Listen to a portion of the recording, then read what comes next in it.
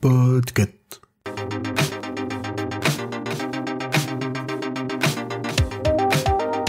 Bonjour, bonsoir à tous, je suis Noémie du podcast So It Is. Et je suis Simon de plusieurs autres podcasts. Aujourd'hui, pour Watchlist, on a décidé de vous parler d'un documentaire visible sur Netflix, au titre alléchant L'arnaqueur de Tinder, ou, en version originale, The Tinder Swindler. On commence tout de suite avec la petite fiche technique. Le documentaire dure 1h54, il est visible sur la plateforme Netflix. Il est réalisé par Felicity Morris, la productrice de la série primée aux Emmy, Don't Fuck With Cats, un tueur trop viral, qui est pas mal du tout. L'arnaqueur de Tinder, c'est l'histoire absolument incroyable d'un homme aux multiples identités. C'est Simon Leviev ou Shimon Ayut. Cet homme séduisant se présente comme le fils d'un magnat russo-israélien des diamants. Un homme riche, prévenant, rempli d'attention pour les femmes qu'il rencontre via l'application Tinder. Mais est-ce que Simon Leviev est aussi pur que les diamants qu'il dit vendre ? Alors, je voulais d'abord rectifier, assurer d'une chose... mon nom, Simon, n'est pas une autre personnalité de cette personne incroyable. Au cas où le doute planerait, je ne suis pas fils d'un diamantaire ou quoi que ce soit. Donc, je n'ai rien à voir avec toute cette aventure. Je peux certifier, ayant vu le documentaire et t'ayant vu en vrai, tu ne ressembles pas du tout à Simon Leviev. Mais dans L'arnaqueur de Tinder, on suit l'histoire du point de vue de 3 femmes au profil assez similaire finalement, dont des executive women intelligentes et sensibles. Leur nom, Cecilia, Pernilla et Aileen, et je ne vais pas essayer de prononcer leur nom de famille parce que je ne ferai que me ridiculiser. Oui, puisqu'elles viennent toutes du nord de l'Europe et qu'elles ont des noms avec des consonances un petit peu difficiles en français. Alors, elle raconte une histoire qui est presque toute la même. Simon Leviev, qu'elle rencontre sur Tinder, leur sort le grand jeu, des grands restaurants, des grands hôtels, des voyages en jet privé. Et assez rapidement, il finit sous divers prétextes à leur emprunter des sommes considérables d'argent pour faire on ne sait trop quoi. C'est assez mystérieux.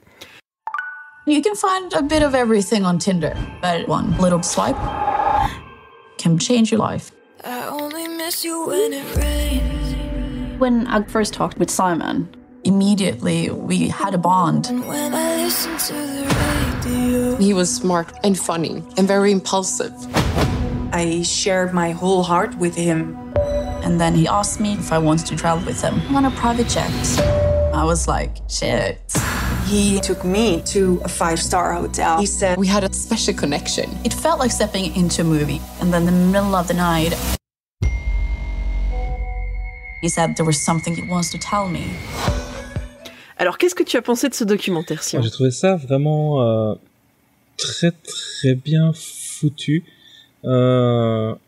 C'est assez perturbant parce qu'on a tendance à avoir envie spontanément de se dire mais comment est-ce qu'on peut se laisser avoir comme ça, comme toujours quand on voit des arnaques, on a vraiment envie de se dire qu'on ne se laisserait pas avoir, et le fait que ce soit un documentaire évidemment qui regroupe plein de choses en si peu de temps, tout se passe très vite dans notre tête, tout s'enchaîne devant nos yeux et nous paraît assez évident, mais quand on se place dans la situation des victimes de ce genre de situation, on se rend bien compte que tout est dilué et probablement très très dur à remarquer, et je pense que on le ressent quand même bien au fur et à mesure à quel point tout est bien construit et comment on peut se laisser facilement embarquer dans ce genre d'histoire. Donc j'ai trouvé ça vraiment très très chouette.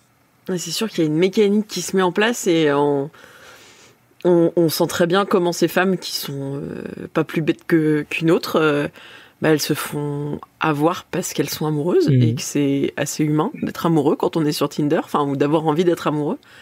Et c'est assez fascinant le côté. Moi, ce qui m'a frappé, c'est le côté répétitif de l'arnaque et. On va pas dévoiler trop de dire, pour ne pas spoiler pour les personnes qui non, on va pas spoiler. On va pas spoiler.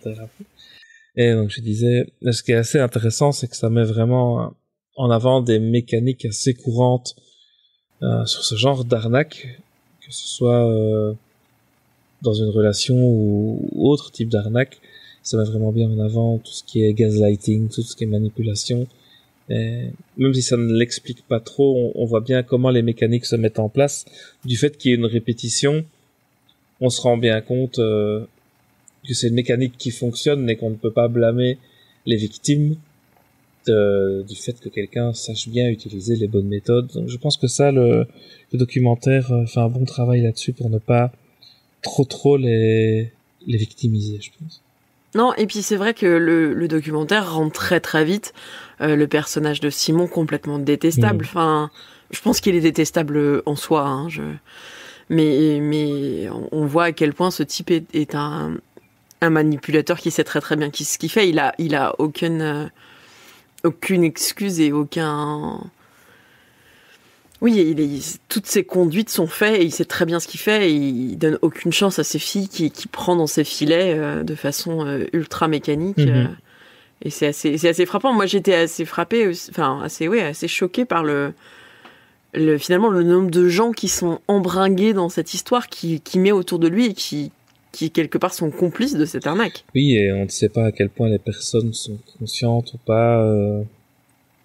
C'est assez perturbant de voir ce genre de mécanique se mettre en place. Et du coup, toi, après ce documentaire, t'en as parlé à des gens. Qu'est-ce qui t'a poussé à venir faire ce watchlist avec moi? Pourquoi tu as envie de parler de celui-là plutôt que d'un autre? Il m'avait été recommandé par une amie qui avait trouvé ça super intéressant. Une personne avec qui j'ai beaucoup parlé de tout ce qui est dérive des sites de rencontres, etc. On a eu beaucoup de discussions sur ce sujet-là. Et elle me l'avait envoyé un peu en suite à toutes ces discussions, même si là on est évidemment sur un autre niveau, et que ce n'est pas vraiment le site de rencontre en lui-même qui est la source, hein, évidemment, du souci. Mais c'est un sujet qui me parle assez bien, et j'aime beaucoup tout ce qui est documentaire, justement, sur tout ce qui est gaslighting, etc. C'est un sujet qui me parle énormément. Et donc, Est-ce que tu peux définir le terme, parce que je suis pas sûr qu'on soit tous au courant de ce que c'est que le gaslighting? En fait, le gaslighting, c'est un processus de manipulation où on va imposer une idée à quelqu'un par la répétition, en fait, pour finalement introduire un doute. C'est ce que pratiquent énormément, par exemple, les personnes responsables de violences domestiques, en essayant de convaincre, en réussissant très très souvent, hélas, à convaincre la victime que c'est de sa faute si ce qui arrive, en mettant le doute dans la tête de la personne et en essayant de transformer la réalité pour mettre vraiment le doute dans la tête de la victime et qu'elle se sente presque coupable finalement de ce qui lui arrive. Et donc Ah oui, ça c'est clair que dans le documentaire, les trois femmes elles disent mais enfin en tout cas Simon Leviev les accuse elles de faire en sorte que ça aille mal. Exactement. Quoi. Alors on va pas spoiler la fin, mais Simon Leviev aujourd'hui il est libre de ses mouvements. Il est sans doute toujours sur Tinder. En tout cas, il est présent partout sur Instagram. Alors il y a énormément de faux comptes, mais visiblement il est toujours là et il se défend vigoureusement d'être à la tête d'une pyramide de Ponzi de l'amour. Et je trouve que c'est assez juste comme terme, cette idée de mélanger à la fois arnaque financière et sentimentale. Ça mériterait presque un épisode de Fraudster, en fait. C'est vrai. Alors, à part des podcasts à nous recommander, dont Froster, est-ce que tu as une reco à nous faire sur Netflix ou sur une autre plateforme? Alors, j'ai des recommandations. J'appuierais bien 3 épisodes qui sont déjà sortis de Watchlist. Très tournés vers l'animation japonaise. Tu restes corporate, c'est beau. Mais justement, je refaisais un tour cet après-midi dans la liste des épisodes déjà sortis. Et je conseillerais très fortement One Punch Man. Je conseillerais très fortement One Punch Man qu'on retrouve sur Netflix. La saison 1 est sur Netflix.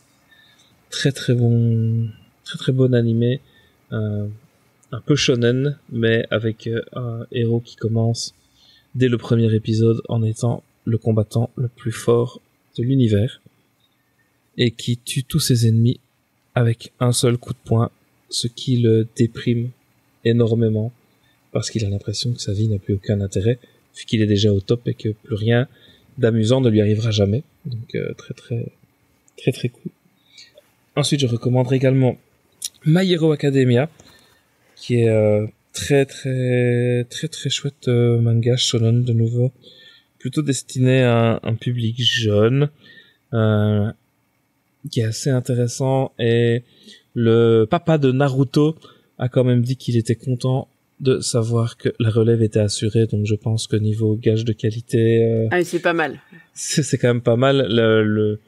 L'animé est tombé très rapidement dans le top 5 du Shonen Jump, enfin le manga, très rapidement, donc c'est grosse croissance très rapide pour le manga et l'animé, qui est excellent.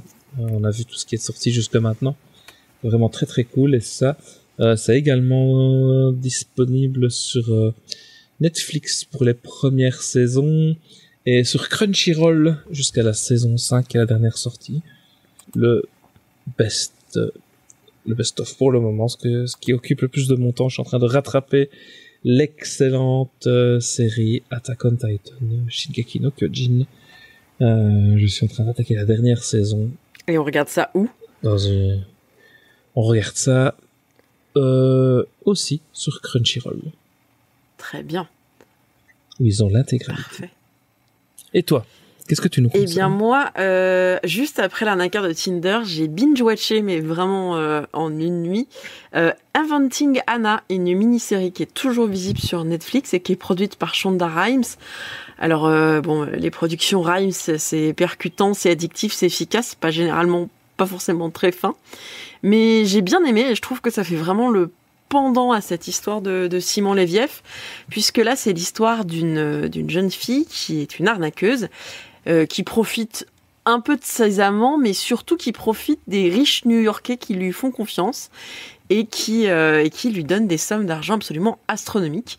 Et il y a un côté qu'on retrouve aussi dans l'arnaqueur de Tinder, où il y a cette partie quand même avec un journaliste, et avec des journalistes qui mènent l'enquête sur ces affaires d'arnaqueurs, puisque pour la justice c'est un peu compliqué, puisque les victimes vont pas forcément porter plainte, ou que les faits sont compliqués à caractériser d'un point de vue judiciaire.